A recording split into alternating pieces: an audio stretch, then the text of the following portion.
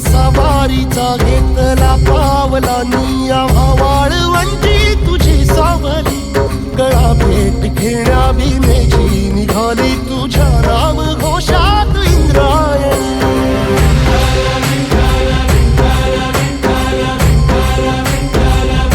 भिडे आसमंती ध्वजा वैष्णवांची उभी पंढरी आज नादावली तुझे नाव ओठी तुझे रूप ध्यानी जीवाला तुझी आस गा लागली